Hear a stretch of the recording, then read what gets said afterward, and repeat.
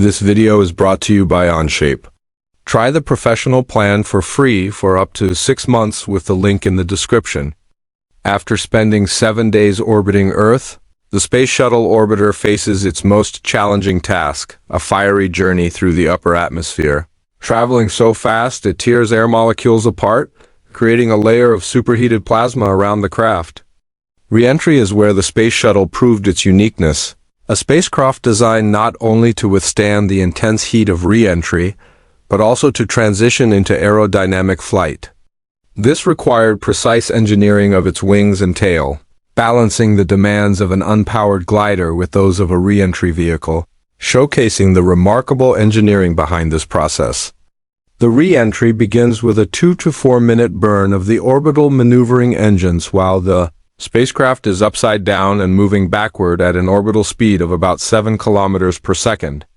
These engines reduce the orbiter's speed by just 0.1 kilometers per second, a mere 1.3% of its velocity, to lower its orbit enough to set it on a collision course with Earth's upper atmosphere.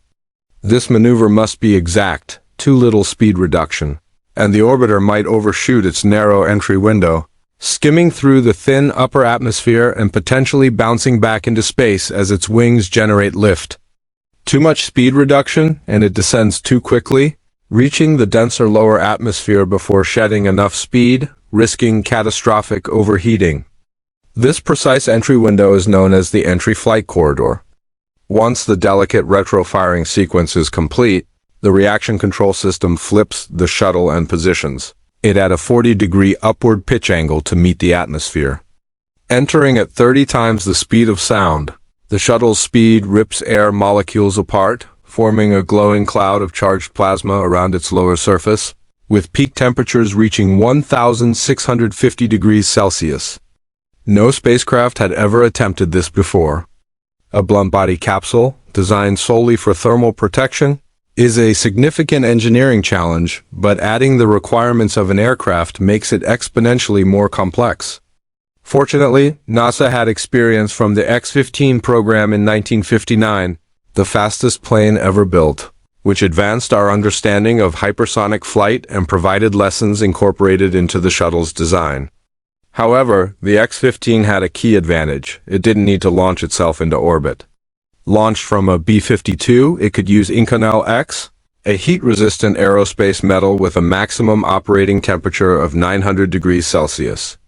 The Space Shuttle couldn't use this material because Inconel X is about 180% heavier than an equivalent aluminum airframe, a significant issue for a vehicle designed to reach orbit.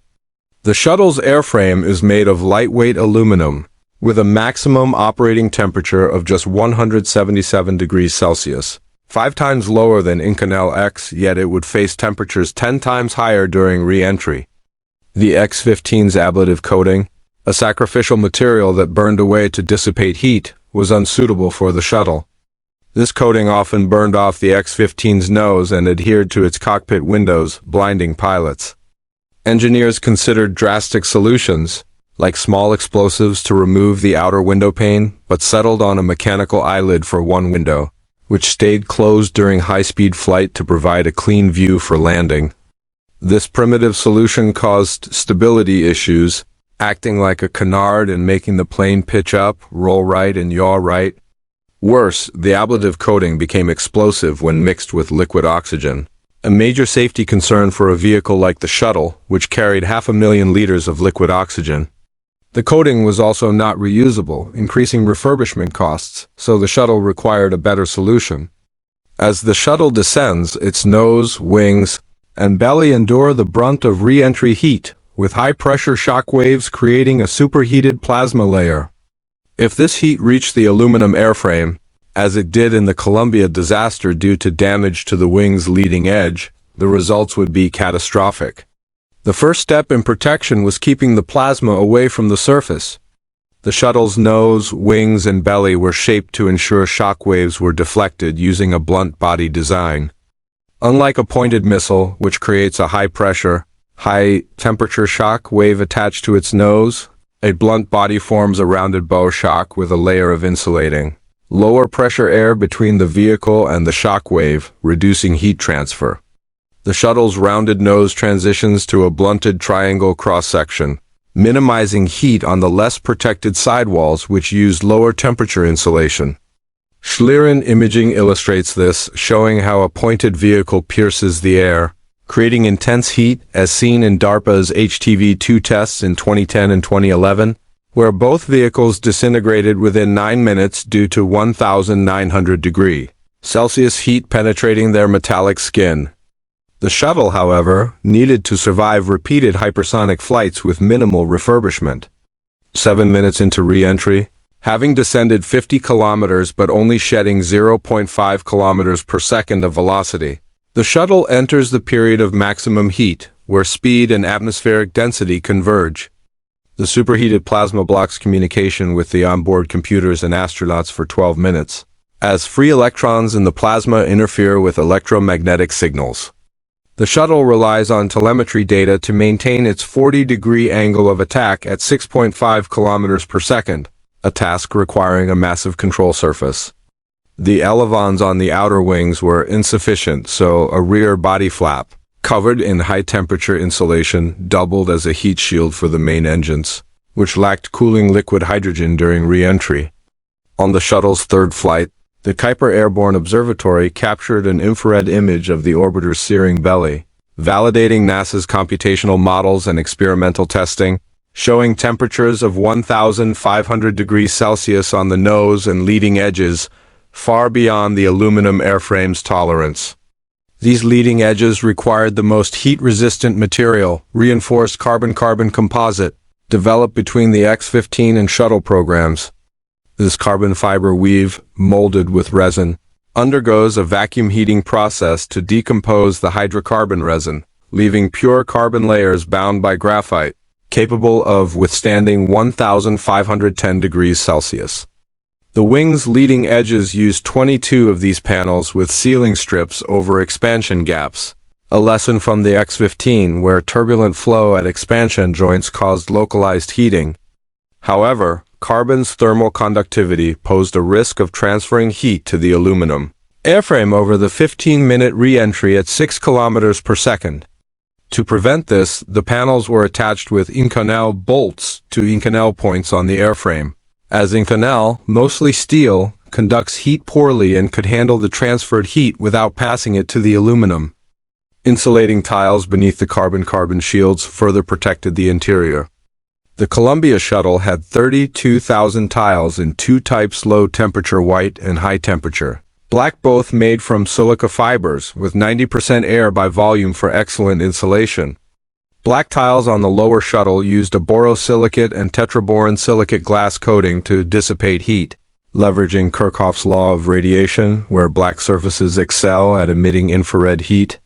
Unlike the SR-71, painted black for similar reasons, the shuttle's upper tiles were white with an aluminum oxide coating to reflect intense solar radiation during long missions, up to 17 days, reducing heat conduction to the crew.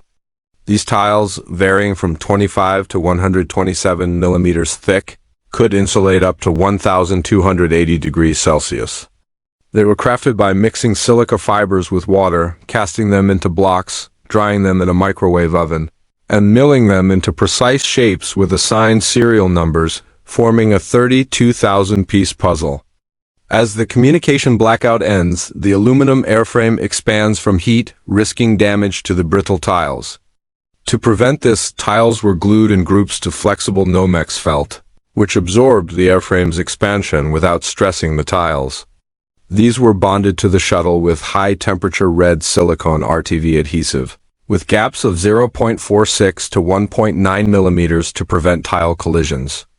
In lower temperature areas, flexible heat shields of silica and Nomex fibers, sewn into quilted blankets, resisted up to 370 and 650 degrees Celsius, respectively, and were lighter and easier to replace. Exiting the blackout at Mach 12 and 45 kilometers altitude, the shuttle maintains its 40-degree angle of attack, posing control challenges for a glider needing to land precisely from orbit. To adjust its trajectory, it banks to split lift into vertical and horizontal components, reducing upward lift and moving sideways.